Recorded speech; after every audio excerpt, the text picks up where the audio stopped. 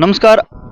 आप सबको जानकारी होगी कि हमने आज ठीक 9 दिन पहले एक वीडियो की थी बाइनाला में। बाइनाला डिस्ट्रिक्ट राजौरी तहसील त्रियाड़ का एक क्षेत्र है जहां पर एक घर जो पिछली बारिशों के चलते नुकसान हुआ था, पूरा घर जो गिरने की कगार पे था, गिरने के करके मतलब टोटली डैमेज हो चुका है। और उसके बाद तहसील त्रियाड़ ने उनको फैमिली को यहाँ से शिफ्ट स्कूल में किया था और आज भी वो फैमिली जो है वो स्कूल में रहती है, लेकिन दिन को यहाँ आते हैं। आज हमारे साथ बात करने के लिए बीजेपी के सीनियर लीडर भूषण उपल जी है, हम बात करेंगे। उन्होंने भी यहाँ का मुआयना किया है। सर, पहले तो आपका स्वागत है।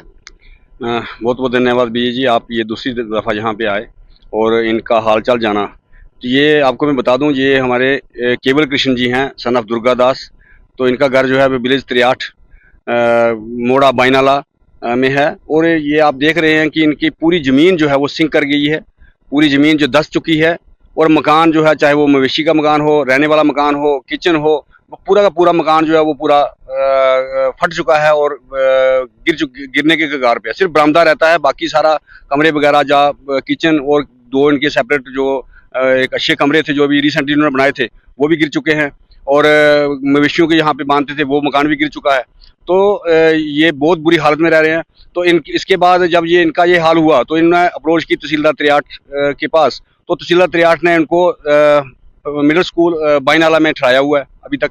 तो ये बाइनाला स्कूल में रहते हैं और दिन में, क्योंकि इन्होंने जो मक्की की फसल जो है वो बीजी हुई है यहाँ पे, और वो मक्की की फसल की रखवाली के लिए और माल मवेशी को देखने के लिए ये यहाँ पे आते हैं दिन में, और रात को जो है ये वापस जो है अपने मिडिल स्कूल बाइनाला में चले जाते हैं। तो इनके पास ज़मीन तो काफ़ी है, लेकिन ज़मीन जो है वो सिंक कर गई है। अब इनको ज़रूरत है, जब मैंने इनसे बात की तो इन्होंने कहा कि मुझे किसी और चीज़ की कोई ज़रूरत नहीं है, मुझे सिर्फ ज़रूरत है 5-6 मरला ज़मीन की, जहाँ पे मैं अपना मकान बना सकूँ। और इनको मकान बनाने के लिए कोई जगह नहीं है, आस पड़ोस में भी जगह नहीं है। आप देखेंगे कि जो बाइनाला जो एक वार्ड नंबर 5 और वार्ड नंबर 6 पे मुश्तमिल है, और वार्ड नंबर जो 6 है वो 2014 में, 1992 में और आज 2025 में ये बार बार सिंक कर रही है। पूरी जो है ये पहाड़ी जो है वो नीचे धंस रही है। यहाँ से लेकर के ये केवल कुमार के घर से पीछे आप कासिम के घर में चले जाएंगे, कासिम के घर से लेकर के ऊपर दरोटी से लेकर के लास्ट पीएससी सीएससी की बिल्डिंग जो त्रियाठ में है वहां तक जो है वो पूरी दरारें पड़ चुकी हैं। और लोग जो हैं वो पहले ही, कुछ लोग तो पहले से ही शिफ्ट कर गए हैं, लेकिन बहुत सारे लोग यहाँ पे रहते हैं। अभी आप देख रहे हैं सामने ये अशोक जी का मकान है, उसके आगे चमन जी का जो पुराना मकान था। अशोक जी भी है वो जो अपना मकान छोड़ के 2014 में ये जो नाला है इसकी लेफ्ट साइड में चले गए ताकि अब इनकी जान बच सके। और इनका मकान जो है वो आप देख रहे हैं वो भी गिर गया है। तो इसके बाद इनके भाई चमन जी हैं, तो चमन जी ने भी यहाँ से शिफ्ट कर दिया 2014 में। इसी तरह से 2014 में इनके चमन जी के घर के पास एक बहुत बड़ी लैंडस्लाइड हुई थी और उनका घर भी खतरे में आ गया था। अब ये केवल जी का घर ये तीसरी बार आया है। यहाँ पे तीर्थराम जी रहा करते थे। 1992 में बहुत ज़्यादा लैंडस्लाइडिंग हो गई थी बैक साइड में, तो उसकी वजह से ये तीर्थराम जी ने भी शिफ्ट किया। तो इसे ऐसे करते करते ये पूरा इलाका, जो मैं ये कहूँगा कि पूरा इलाका डेंजर में है। और सरकार को चाहिए कि ये पूरा बाइनाला का जो राइट साइड वाला जो आबादी है, इसको पूरी आबादी को शिफ्ट कराने की जरूरत है। और किसी समय भी को बहुत बड़ा हादसा हो सकता है और बहुत बड़ी कैजुअलिटीज जो होने का खतरा है। तो सरकार से मेरी यही इल्तिजा है कि आप केवल जी की मदद कीजिए, इनको जो भी सपोर्ट हो सकती है वो कीजिए। बाकी भी मैं जो एनजीओज वगैरह हैं मैं उनसे भी इल्तिजा करूंगा, रिक्वेस्ट करूंगा कि वो, ये एक बहुत गरीब फैमिली है तो इनकी मदद करो, ताकि इनका जो नुकसान हुआ है वो तो हम भरपाई नहीं कर पाते, लेकिन थोड़ी बहुत हम मदद कर दें ताकि इन दोबारा जो है वो अपना मकान वगैरह कोई शेल्टर वगैरह बना सके। ये स्कूल में भी कितने दिन रहेंगे। इनके पास अभी ना मवेशियों के लिए कोई मकान बचा है, ना बकरियों के लिए मकान, बकरियां रखी हुई हैं उनके लिए मकान नहीं बचा हुआ, रहने के लिए कुछ इनके पास नहीं बचा हुआ।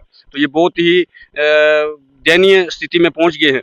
तो अब मैं सरकार से, खासकर डीसी राजौरी से निवेदन करूंगा कि वो केवल जी, और उसके साथ साथ में अभी वो हमारे आगे रही राम जी हैं वो भी बड़े खतरे में हैं, देशराज जी हैं उनका मकान खतरे में है, उसके साथ हमारे यहाँ पे मदन लाल जी हैं उनका मकान खतरे में है। मतलब तकरीबन जो है वो सारा खतरे में है।